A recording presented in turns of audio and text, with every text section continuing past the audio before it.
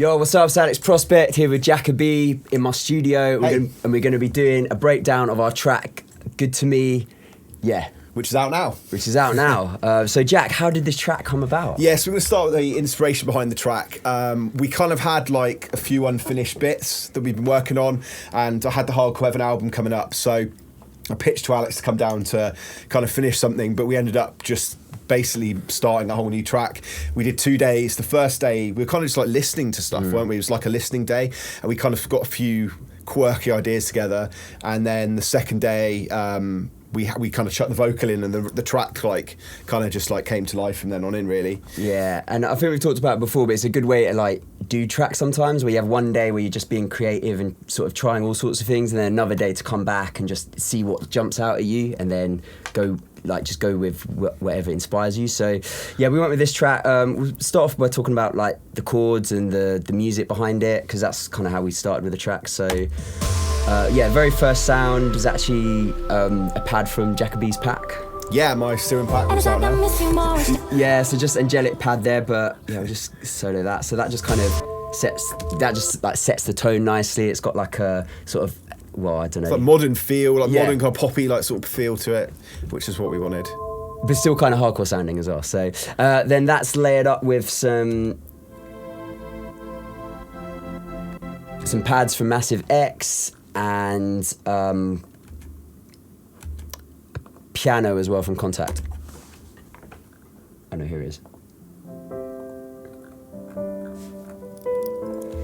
And then we've also got some hip hop bits in there as well.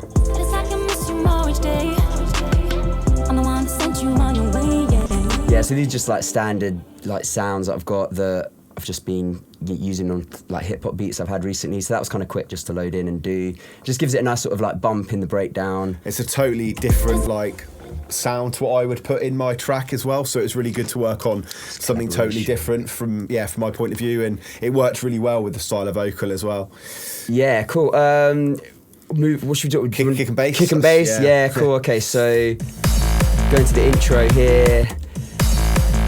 Nice hard kick and bass. So we've basically kind of standard normal kick, but we've got a hard style kind of top layer to it, which I think we've actually got a shaper box like cutting down the other sides. I forgot about that actually. It's pretty subtle as well. You can't really tell it's in the track, but it just gives it a bit of a thump.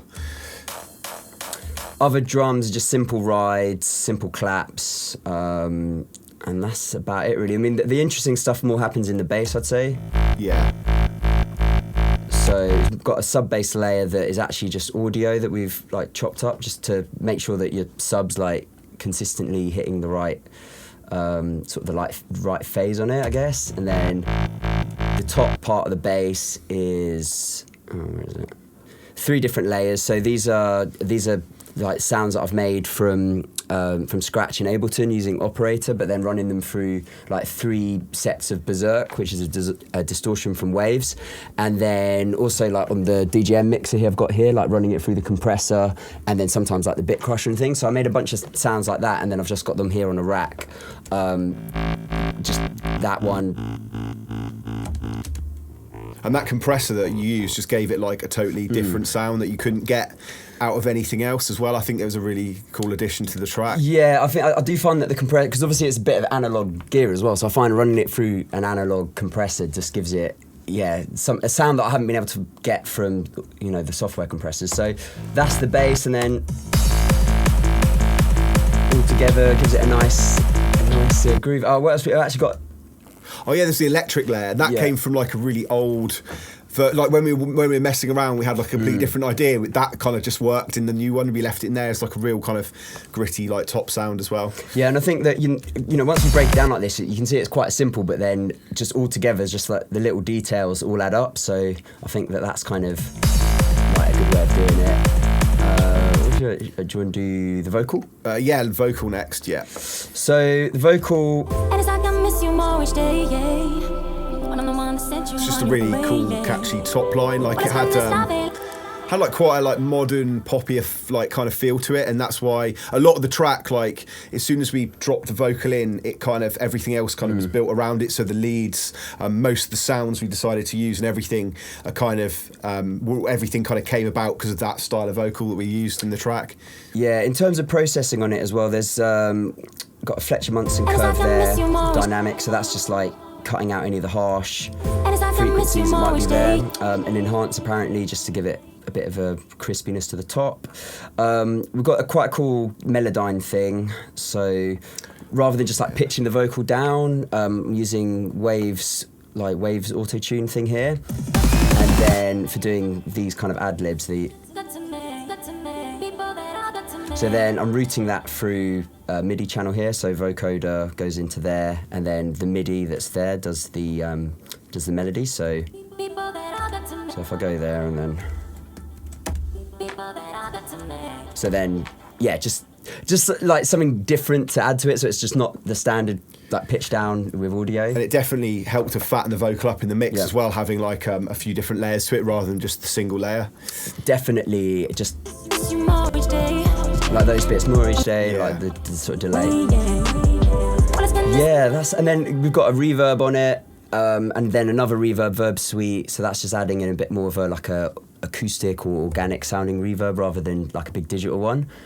And then, as Jack said as well, the riff kind of came off from where the vocal was sort of heading anyway, so yeah, we can now talk about the leads. Yeah, into the leads, yeah, so the structure of the leads, the whole riff basically comes from the top line vocal, which we turned from audio into MIDI, moved the notes around until they were catchy, and that's kind of how we came up with the melody. That's why the melody sounds very similar to the vocal, because we used the vocal as the MIDI.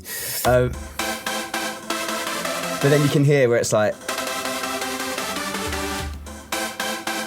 it's like da-da-da. So it's like the chords of the riff that we've done kind of like complement it and just like fill it out like harmonically. So yeah, we've got this. So those are the main chord layers there. As you can see, it's just quite simple. It's just an Avenger, 2 silents, a bit of processing, but sort of like not too much, I guess. Got this other layer here, serum layer. Yeah, that was added slightly later on in the mix. I think we needed something that was kind of filled out the lower frequencies. It's a really, really basic patch. It's just a low detuned saw wave essentially, but it works really well as like a kind of lower wide sound in the mix, which we added later on. I think from like listening to the whole mix just on mid and side as well, like we could hear that there was space for it there as well. So from using mid-side monitoring, we were able to hear, oh, okay, we need to add that layer in. Yeah, I forgot about that one. The clicky, like plucky kind of attack layer, cymatics. Yeah, then just like a standard airy kind of, chord there, and then obviously the main riff layer. Oh, layer these up a bit. It was actually soloed. Yeah, so once again, this is 2 Avengers and a Serum as well. These are from my Avenger pack that I'm actually making, Avenger hardcore pack at the moment. So that'll be, well, it'll be coming out when it's ready. Like obviously, I'm trying to make it. They're all the sounds that I'm using at the moment, and especially for hardcore. So I'm trying to make that as like great as it can be, and then just another Serum that I've just made one day, and then together.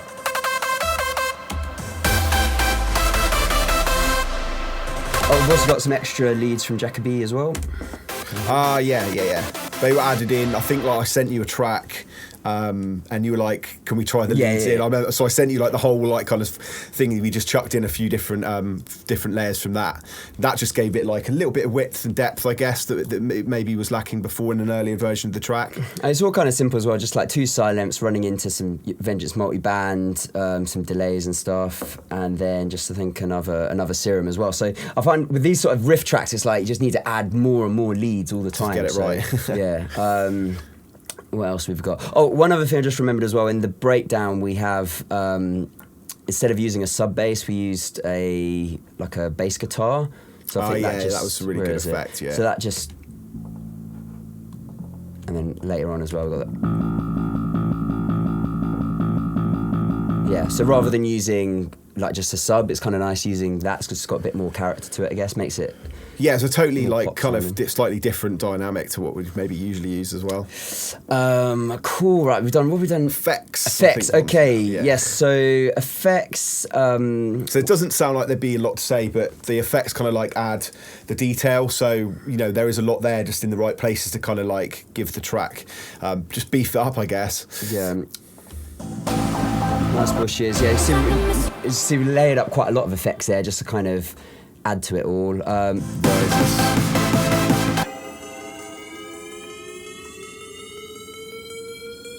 one here. So those rides, like I said at the beginning, when we had one day just messing around with ideas, we had one idea we never did anything with, but that was kind of the lead sound from it. So, but we liked the sound, but then kind of scrapped the track, but then just turned that sound into a riser. So it's kind of cool, man. It just goes to show that it's sort of any ideas you have, like you can find a way to use them in a way that you weren't expecting before. So yeah, I think I'm happy with that riser. Still got another riser there, just a splice one. Oh,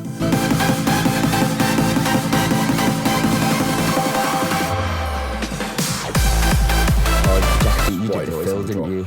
Oh yeah, Where is it? because I remember like in an earlier version we had a vocal in the drop, and then we took it out, and so yeah, it just needed like something else. We just put like the fill in there as well, just to kind of like make it sound kind of good. About structure, do you want to talk about?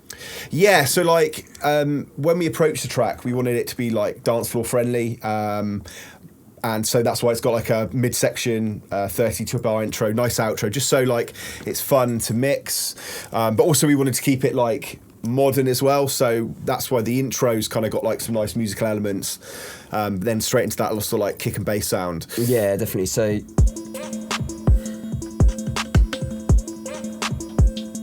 yeah, got those kind of like hip hop beats on the intro, and then the beat there, so it's like it means that we can have a longer intro but without it being boring, and then same with the midsection as well.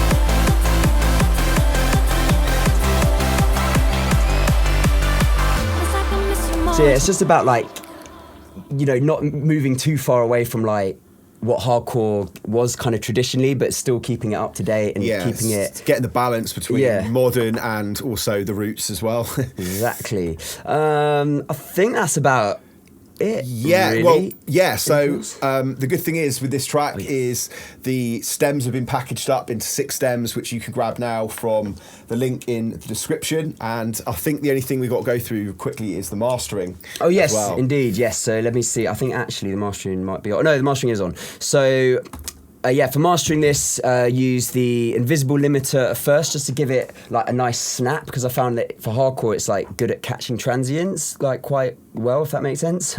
Obviously Oxford inflator after that just gives it a nice fatness to it, and then after that got the Pro L2, but I find that Pro L2 is not really like... hasn't really got the aggressiveness that hardcore really needs, but having those other limiters before sort of like shares the workload of the like the limiting, I guess, and just helps us get a bit of a fatter sound out of it, but still having like the smack and the energy that you need for hardcore, obviously. I think that's about it. This outro. But yeah, overall, I'm really, really happy with this track. I'm really, really pleased with how it turned out. Like, I think it's captured like both of our sounds, and it's out now to stream on all good streaming platforms. Definitely. And yeah, go grab the stems if you fancy remixing it, or just having a bit more of an in-depth look at how the different elements all came together. And yeah, I think that's about it. Yeah. And we'll do another tune soon. And hit us up with some cool remixes as well. Yes, definitely. Catch you next time. Goodbye. See you soon. Bye.